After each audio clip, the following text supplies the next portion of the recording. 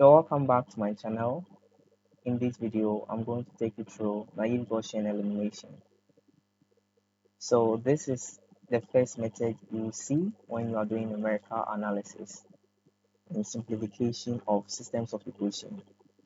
If this is the first time you have been on this channel, kindly subscribe and turn on the notification button since you get updated on important videos like this. So when you say naive Gaussian elimination, what are you trying to say? So this is under simplification of systems of equation. So assuming I have systems of equation, let's say a x1 plus let me make it a1, right, plus a2 x2 plus a3 x3 is equal to 0. Then b1 x1 plus b2 x2 plus b3 x3 is also equal to 0. And let's say c1 x1 plus b2 x2 plus c2 plus c3 x3 is equal to 0. So these three equations are what we call systems of equation. So our goal is to use a naive Gaussian elimination method to solve this. But first of all, before you start, you need to know what naive Gaussian elimination is all about and why naive, right? Okay, so now when you talk about Gaussian elimination, it has two main components. We have the forward elimination and we have the backward substitution, right? So naive Gaussian elimination has two components, as I said. It has the forward elimination, then the backward substitution. The goal of this elimination and substitution here, so the goal of the forward elimination in particular is to reduce the matrix to an upper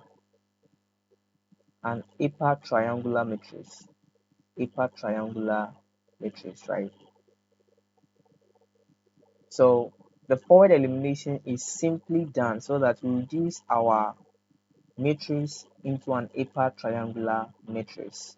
Then the backward substitution is used to determine the values of the unknown. So in our previous lectures, we've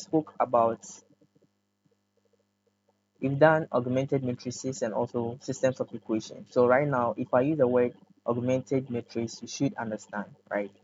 So now we can have our augmented matrix from here as A1, A2, A3, B1, B2, B3, right?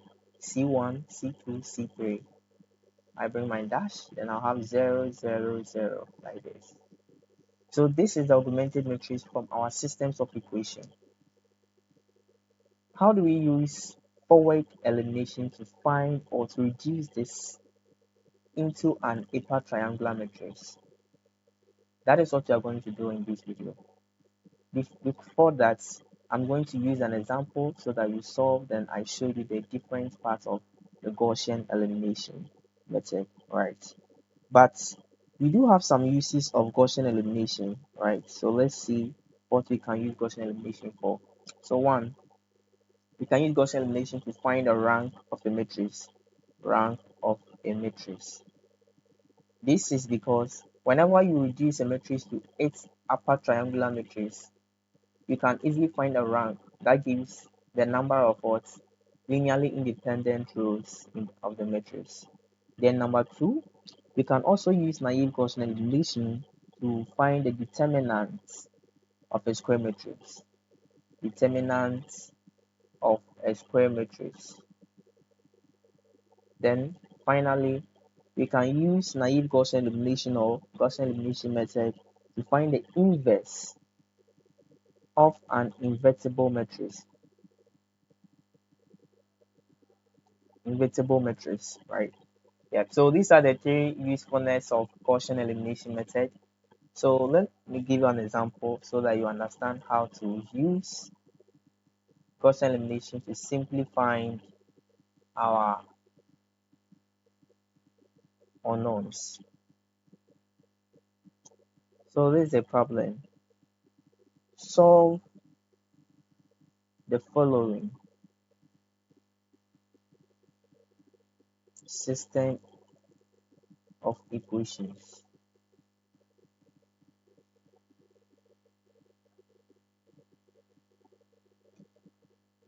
X plus y plus z is equal to 2. X plus 2y plus 3z is equal to 5.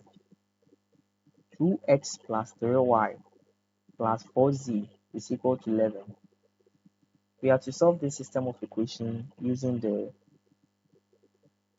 naive Gaussian elimination. So we say that this is our first equation, second and third equation. So what's the first step? The first step is to write your augmented matrix. Augmented matrix. So to write the augmented matrix, you bring your brackets, then the coefficients of the unknowns becomes our entries of the matrix. So I'll have one here row wise. Each equation represents a row here. So 1 1 1, then I'll have a dash. I'll bring my 2 here. I'll have 1, I'll have 2, then I'll have 3, then I'll have 5. Then I'll have 2, I'll have 3, I'll have 4, then I'll have 11. That's this. So once you are done writing your augmented matrix, the next thing to do is to carry out your forward elimination. Forward elimination. Forward elimination. So for the forward elimination, we need what we call a multiplier. Multiplier. Multiplier. So this multiplier or this forward elimination step involves a lot of row operations, and we've talked about that in our previous lectures. So please do all and visit those videos. So row operations, right? So it deals with a multiplier, then row operations. The multiplier will help us eliminate the necessary entries, while the row operations also, together with the multiplier, is used to execute such tasks. So in this particular section, what to do is we want to eliminate some entries so that our matrix here will look like an upper triangular matrix. So it will form this way. Any entry here will be 0, 0, 0, then the rest will be non-zero. So meaning that I am to send this 1 to 0, 2 to 0, and 3 to 0.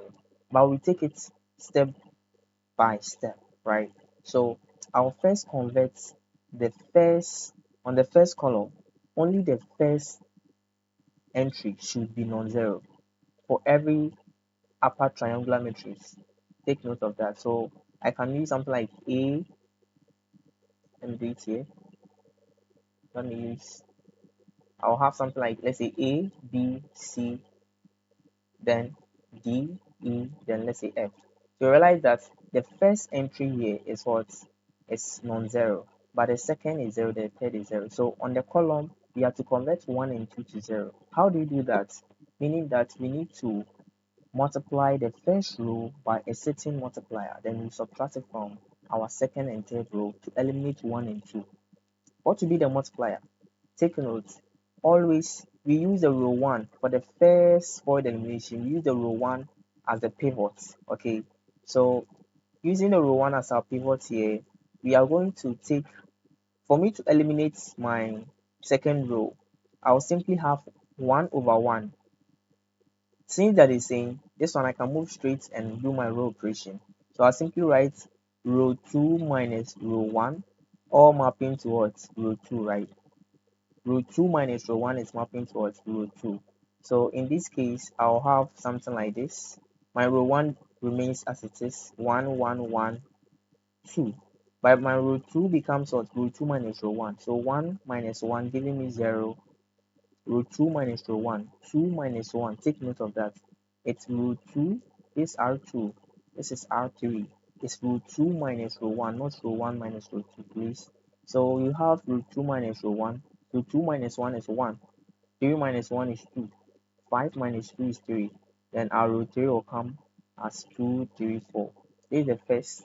Then we do another row operation to eliminate the 2 because this has to be 0. So this will be 0.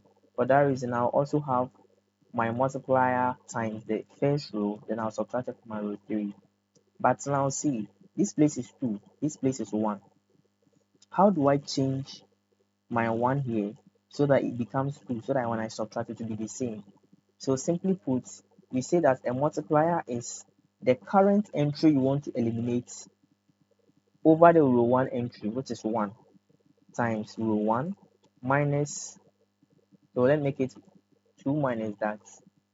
So our row 2, in this case, we are dealing with the last row, so our row 3 minus the current entry we want to eliminate, or we want to turn 0, over the first row entry. So 2 over 1 is 2. When you multiply that, you just deduct that from the row 3 itself.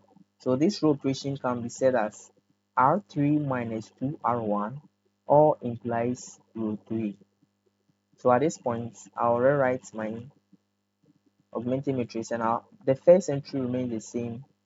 I'll have 2. Then the second row is currently 0, 1, 2, 3. Then now I'm going to have row 3 minus 2 times row 1.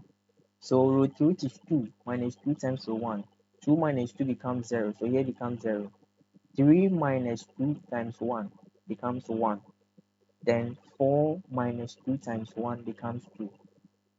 11 minus 2 times 2 becomes what? 11 minus 4, which is giving me 7. So at this point, I'm done with my first row operation, or my first word elimination. So now I have my first last two entries being 0. The last thing to do is to convert this side to 0.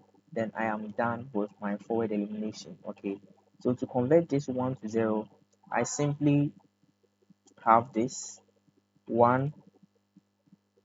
So to convert this 1 to 0, I'm going to focus on this inner matrix I have here. I'm done with the outside matrix, so now I'm going to focus on this inner. So how do I manipulate the inner one so that I turn this one to 0? You can see that when I subtract this row 2, which has 1 here, when I subtract it from row 3, I can clear off this one, it will be 0. So the row operation is simply giving us my row 3 minus row 2, all mapping towards row 3. Okay, so I have 1, 1, 1, 2. 0, 1, 2, 3. Then I'll have 0 here. This is where the row operation comes. Row 3 minus row 2. 0 minus 0 gives me 0. 1 minus 1 gives me 0. 2 minus 2 is also giving me what? 0, right? Then here becomes 7. Now I am done. But I didn't get upper triangular matrix because this entry also turns 0. But it's still the same. We've been able to reduce it. So the next thing to happen here is what we call the backward substitution. Backward substitution. The backward substitution means that we want to find the values of the unknowns. But in this case, you realize that we have 0 equals 7. The backward means that we are starting from the bottom up, right? Bottom up. So you start finding the values from the last row. 0 equals 7 means that there is no solution for our system, and that concludes it. Without getting the value of, remember that the last row here is representing the last unknown, which is x3. So if x3 has no solution, we can't find for the others. So once you see 0, 7, it means that there is no solution. And before, I told you in our first lecture on the rank, when you're doing the systems of equation, that whenever the rank of a coefficient matrix becomes less than that of what the augmented matrix, we are going to have no solution. And that is what we are having here, right? No solution. And that ends our video. And please don't forget to like and share as we'll be solving more problems on this.